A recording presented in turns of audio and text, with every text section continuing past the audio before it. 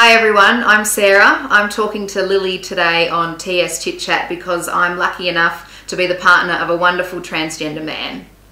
And I must admit, when I first started going out with Gabriel, it did sort of make me think about how I would define my own sexual orientation.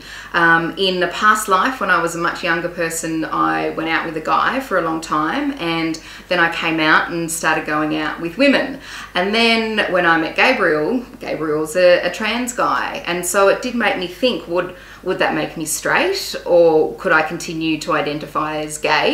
I never really identified as lesbian, I just didn't like the word, but I was happy enough to identify as gay, and then I went through a bit of a period of being a little baby dyke with spiky hair and refusing to wear dresses and everything. But now that I'm happily in a relationship with Gabriel, I identify as queer. And I think it really sums up our relationship and our outlook on life as well pretty well. I think queer can cover anything which isn't completely straight or is a little bit bent, a little bit twisted. And it can also be a bit of an umbrella term for any sort of relationship which isn't, you know, a heterosexual relationship, or two women or two men, or any combination of that. And I think it works quite well for us. And something that's quite important for both of us, and for me in particular, is to not be invisible. And with Gabriel presenting as more and more masculine as his hormone treatment continues, I don't actually want to appear like I'm with a cisgender male. I'm quite happy to be queer. And when I'm out there in the world, I don't want people to think, oh, there's another straight couple, because I've always been so into queer activism. I don't want to become just another straight woman. Okay, for all this partner, do you find is it any different to be with a guy, a girl, and a trans man? Is it any different? Look, I think there certainly are some different elements to it. Certainly, when you're with a guy or a cisgender male, you don't tend to stand out. Like you look like the rest of the world, pretty much. When you're with a cisgender woman, you know, you do get looked upon as though you're you're just some lesbians, or you're lesbians, which is totally positive as well. But then being with a trans guy, because Gabriel looks quite androgynous, you do get people sort of looking at you twice, trying to figure out or make a judgment or go, who is that, or what are they? And so there are some differences, but that's what the outside world thinks of your relationship. You know, in terms of the relationships that I've had, each of them have been unique in their own way. But I think it's all about, you know, being respectful of your partner, and that can happen, of course, with any other human. But how about sexually?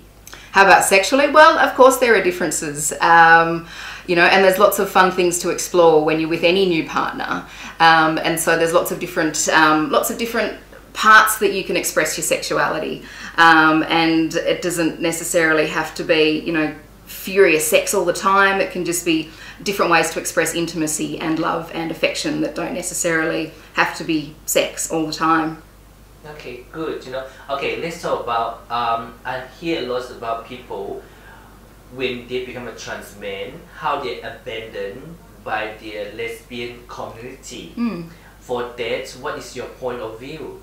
Look, I think that certainly can happen. It'd be interesting to get the opinion of some trans guys who have, you know, have felt abandoned by their community. I think without wanting to speak for Gabriel, I can sort of give an observation of our community, and to think, and I guess my observation would be that our community is pretty understanding and pretty accepting. There can be a bit of a hierarchy with trans men as to how much of your transition you have gone through, or how far along your gender affirmation you actually are. But we're pretty lucky in that our community is quite embracing of the diversity of genders and of sexualities. Okay, so sex with trans men, the first time. Yeah, wow. I guess it's like the first time you have sex with any new partner, you know? You're just trying to figure things out and having a good time. Yeah, but you know, I think that, you know, you're great because Sarah, I think it just seems like you celebrate life.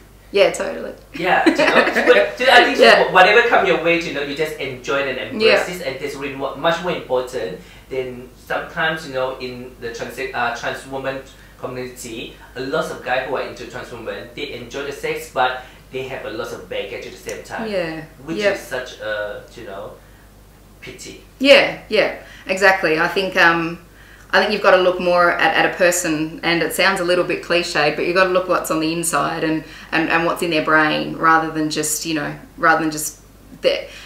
how they identify as a person. I think it's really important to look holistically at a person, rather than just think, oh, they're a trans man, they're a trans woman, and then maybe fetishize part of that sexually. And so I think I'm really lucky in that. In the whole teach, and it seems confidence, so you never have doubt. I never have any doubt. Well, I think of course you do have a bit of doubt.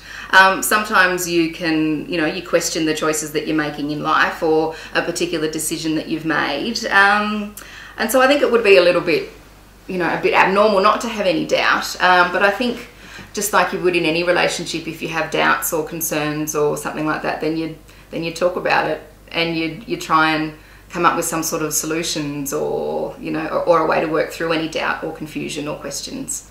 I think someone's gender identity is really integral to who they are. I'm a woman, and I celebrate that, and I celebrate that Gabriel is a trans man, but even more than that, I celebrate and respect him as a person, and look at him as a person overall, rather than just being a trans guy.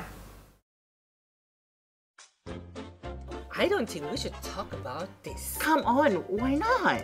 People might misunderstand what we're trying to say, No, but that's part of life. Come on. Let's talk about sex, baby. Let's talk about you and me. Let's talk about all the good things. And the bad things that may be. Let's talk about sex. Let's talk about sex. Let's talk about sex. Yes, let's talk about sex. Let's talk about sex for now, to the people at home or in the crowd. It keeps coming up anyhow. Don't decoy, avoid, or void the topic. Come on. Cause that I'm gonna stop it. Now we talk about sex on the radio and video shows. Many will know anything go. Let's tell it how it is and how it could be. How it was, and of course how it should be. Those who think it's dirty have a choice. Pick up the needle, press pause, and turn off the radio. Will that stop us, Pip? I doubt it. Alright then, come on, spin!